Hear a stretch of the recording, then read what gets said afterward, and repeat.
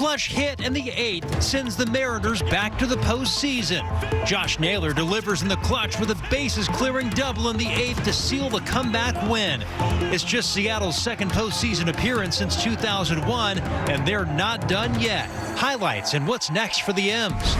Then it's a KOMO weather-worn day as thick smoke and poor air quality spread over western Washington as wildfires burn on both sides of the state. Meteorologist Shannon O'Donnell will break down when the skies will start to clear. Then, from rising violence to the fentanyl crisis, Seattle leaders face tough questions. Businesses are leaving the neighborhood, and people are feeling unsafe on many of our streets. Tonight, city and county officials lay out their plans to make streets safer, while one community rocked by deadly violence says it needs more help. What's being done and what still needs to happen? KOMO News at 11 starts now.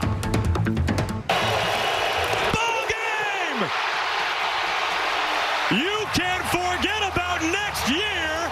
The Mariners are going to the playoffs. Playoff berth clinched. Tonight, the Mariners defeated the Rockies to earn a spot to play October baseball. Thanks for joining us here at 11. I'm Preston Phillips. The Mariners are back in the postseason for only the second time since 2001, but the real work is just beginning. We have team coverage tonight. Jackie Kidd is standing by with reaction to the M's win from outside the stadium, but we start tonight with sports director Nico Tamurian live inside the ballpark. And Nico, we can only imagine the excitement the players are feeling tonight. Well, Preston, you can't see I'm still drenched in champagne from that celebration inside. The Mariners have done it, and certainly this team has had a flair for the dramatic all season long. You just knew it was going to come to fruition at some point, and it all. Abatement in places like Belltown. Jimmy Kimmel returned to his late-night talk show on ABC, Jimmy Kimmel Live, tonight and gave an emotional explanation. Kimmel had been suspended by ABC for insensitive comments about the assassination of Charlie Kirk. Kimmel thanked friends and supporters. I'm happy to be here tonight with you. You understand that it was never my intention to make light of the murder of a young man. I don't think there's anything funny about it. But I understand that to some that felt either ill-timed or unclear, or maybe both. And for those who think I did point a finger, I get why you're upset. A social media and political firestorm followed, including reactions from President Trump and the FCC chair, Brendan Carr. President Trump posted on Truth Social, "I can't believe ABC fake news gave Jimmy Kimmel his job back." The White House was told by ABC that his show was canceled. Something happened between then and now because his audience is gone and his talent was never there. Our parent company, Sinclair, has decided to preempt Kimmel's show with news programming for the time being, so Sinclair stations will not air Jimmy Kimmel Live. Still to come tonight at 11, homicides may be down in Portland, but advocates say the pain behind the numbers is still very real. A former gang member turned community leader shares his mission to end shootings, why he says the work is far from over.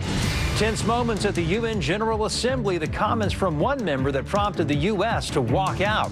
It's one of the 4 to watch stories we're following for you tonight. We'll be right back. KOMO News is brought to you by Carter Subaru. Weather in the Northwest can go from sunny to showers in an instant. Find out when disruptive weather will hit. Turn to the team that knows the Northwest, the KOMO Forecast Team, only on KOMO News. Bengals, Broncos, Monday at 5 on KOMO 4. A deadly shooting only adds to the dismay in one of Seattle's most challenged neighborhoods. Thanks for joining us here at 11:30. I'm Preston Phillips. So far, the suspect has eluded police after gunning down 2 men following a confrontation in the streets of Little Saigon. The shooting happened at 12th Avenue South and South Lane Street, an area with a long history of criminal activity. KOMO's John Moreno shows us what helped police respond and the fresh demands from neighbors. People aimlessly hanging out throughout Seattle's Little Saigon, a place where drug deals and street crime often play out in the open. And then there are other flashpoints of violence, including a deadly shooting that erupted during a confrontation in the streets between 2 groups. It's devastating, yet feels normal that there was a shooting. For people and eliminating 350 open roles. Well, hi there, everybody. We're talking about hazy sunshine back in business. Unfortunately, tomorrow, a beautiful shot through Deception Pass of that orange setting sun, courtesy of Aaron Plotkin Photography. But the haze, the smoke, going to be an issue again around the Sound tomorrow. When will the wind change or the rain return to wash us clean? That forecast just ahead. Subscribe to KOMO News on YouTube for complete interviews, multiple angles on important issues, stories that deliver context and accountability, the local stories you'll want to share. KOMO News on YouTube. Subscribe now. You're watching KOMO 4.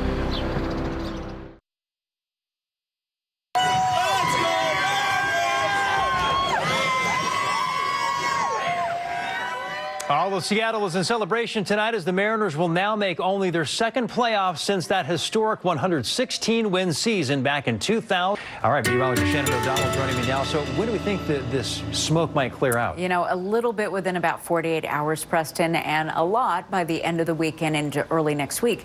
It's Tuesday. That is a long ways out, nearly a week, right? So it's going to be a while before we see any significant big weather changes around here in terms of rain. But at least the wind direction should shift a little bit, and that will help to slowly scour out some of the smoke. Not in the short term, though. It will look a lot like this again tomorrow for the sunrise and tomorrow night for the sunset. And this beautiful but kind of ominous view, courtesy of Mushtaq, and it's because we have all of that particulate matter, aka the smoke, hanging out in the atmosphere. It's bending the sunlight into the brilliant shades of orange and crimson, and unfortunately, we've got the poor air quality to go along with it.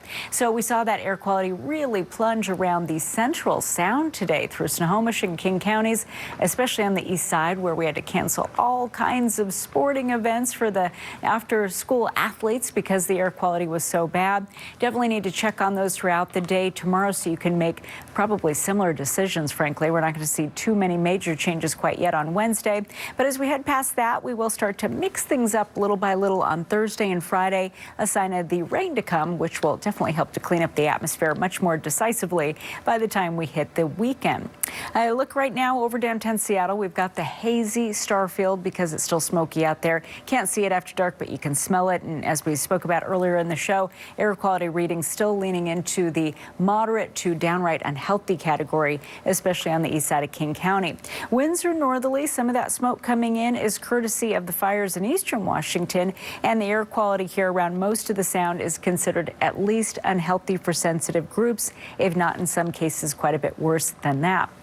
I'll look at the visible satellite picture. Going in for a closer look, you'll see where these layers of smoke are coming from.